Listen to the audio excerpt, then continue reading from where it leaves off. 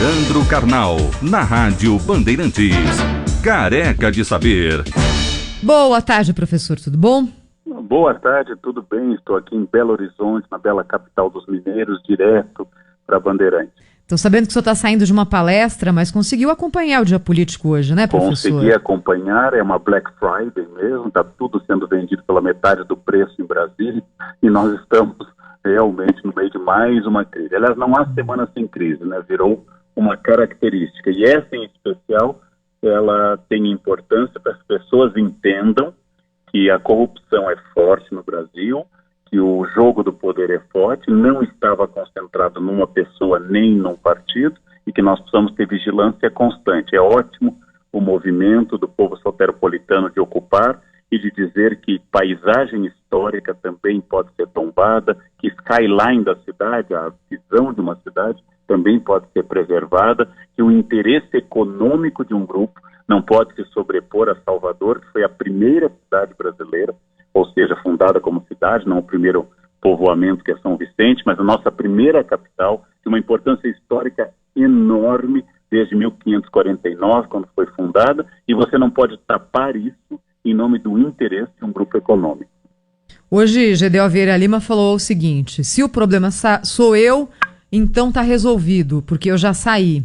É isso mesmo, professor? Essa página vai ser virada tão facilmente assim? A saída é uma questão importante, mas nós precisamos saber que haverá novos problemas, haverá novos escândalos. Nós nunca atingiremos o paraíso, mas a mobilização das pessoas impedirá que a gente caia no inferno. Então, o preço da liberdade é a eterna vigilância. Nós não lidamos com anjos, lidamos com pessoas normais, pessoas que têm problemas, e nós precisamos deixar bem claro isso, que nós não toleramos como cidadãos mais que sejam feitas essas questões no governo.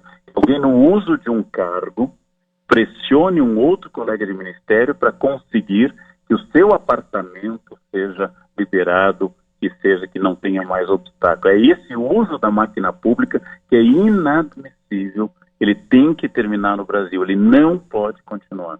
Professor Leandro Carnal, só acha mesmo que essa indignação que toma as pessoas quando elas são apresentadas a esse tipo de fato chega nos ouvidos dos políticos? Porque se assim, eles estavam discutindo uma questão absolutamente particular de um apartamento em Salvador, com o país nessa situação calamitosa em que está, qual é a diferença de ter ou não, digamos, a indignação da população batendo a porta? Faz alguma diferença? Tradicionalmente, a manifestação popular, ou a voz das ruas, como é chamada, é ouvida quando ela comprova ou endossa uma posição prévia do governo. O governo, então, quer fazer alguma coisa e vejam os manifestantes. Quando ele não quer, ele ignora. Nós tivemos experiências como as campanhas pelas diretas já, com comício em todo o Brasil, milhões de pessoas gritando diretas já entre 1983 e 1985, e a emenda que reestabelecia eleições diretas, a emenda Dante de Oliveira, foi derrotada pelo Congresso. O Congresso é seletivo na sua capacidade de ouvir, mas ele não é surdo. Os políticos sabem que podem e devem levar em conta essa opinião. Essa opinião das ruas tem que ser forte. As pessoas realmente têm que pressionar. É só assim que isso muda. E pensar seriamente na hora da eleição. Pensar muito seriamente na hora da eleição. Os políticos não são todos iguais. É um pensamento conservador para tentar desestruturar a democracia. Os políticos respondem ao eleitor. Isso tem que ser reforçado todos os dias. Um político depende do seu voto, então repense seriamente isso, quem você está votando, por qual motivo. Agora, nós eleitores, a imprensa, todos temos um compromisso enorme, e eu acho que passo a passo nós estamos conseguindo, apesar dos riscos continuarem e as práticas continuarem também. Professor, deixa eu aproveitar e colocar para o senhor aqui uma questão mais de fundo sobre a qual a gente estava falando hoje aqui ao longo do dia na Rádio Bandeirantes. Em relação a um político corrupto, só acha que o eleitor é mais vítima dele ou mais cúmplice, na medida em que o político não chega lá se não recebeu o voto do eleitor? No caso de um ministro, nem tanto, porque não se vota para ministro, No caso de um juiz, não é qualquer interferência do eleitor.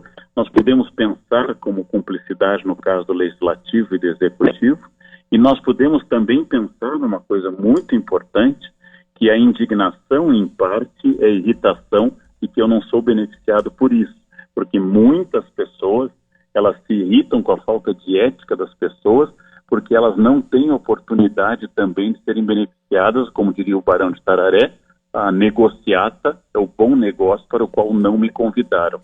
Então eu tenho que entender se a minha posição é uma posição moral ou se eu estou irritado com a pessoa que fez X ou Y, porque eu também desejaria fazê-lo e não consigo. Nós temos no Brasil, isso foi dito muito durante o processo de impeachment, uma grande quantidade de moralistas sem moral. Nós temos no Brasil um domínio de professores de moral que exigem a moral absoluta dos outros e não a apresentam. Mas isso também faz parte do processo. E nós temos que entender que se eu demando de um político que ele faça algo fora do esquema, eu estou endossando esse tipo de política quando me beneficia. Então é muito importante que a gente discuta não apenas o cargo, a ação, o ministro. Esse é relativamente fácil de derrubar, mas que a gente discuta a nossa atitude enquanto sociedade, enquanto cidadãos, enquanto pessoas que têm que zelar também, ou seja, a preservação desse bem. Opa, deixa eu só ver se a gente ainda tem condição, que eu queria fazer mais uma pergunta para o professor Leandro Carnal, nosso colunista aqui na Rádio Bandeirantes, falando ao vivo com a gente aqui no programa Bastidores do Poder. Ele está sempre conosco, falando a respeito dos assuntos do dia. Professor, só para a gente terminar a nossa conversa, é o 6º ministro do governo Temer que sai em circunstâncias relacionadas a problemas éticos. O senhor vê agora, nesse momento, nessa fotografia do governo Temer, um governo diferente em relação àquele que assumiu logo após o impeachment de Dilma Rousseff? Não, eu vejo um governo que faz coalizões, um governo que faz alianças, um governo desse nosso presidencialismo de coalizão, um governo que tem que negociar com o Congresso e distribuir cargos, exatamente como foi o governo Dilma, como foi o governo Lula, como foi o governo Fernando Henrique, governos que têm que fazer concessões, chamar ministros que talvez não sejam nem de uma escolha pessoal. No caso específico desse ministro, era uma escolha pessoal do presidente Temer. Então, como eu insisti há muitos anos e vou dizer até morrer, corrupção não é exclusividade de um partido nem de uma pessoa. Corrupção é um mal endêmico e estrutural no Brasil. E isso está comprovando exatamente. Falta o nosso esforço dessa pressão. Então, o governo Temer, como o governo anterior e como os governos anteriores, tem problemas de queda de ministros por corrupção. E isto é constante e creio que vai continuar. Creio que isso vai continuar. Mas é bom que continue para marcar uma mudança na política brasileira.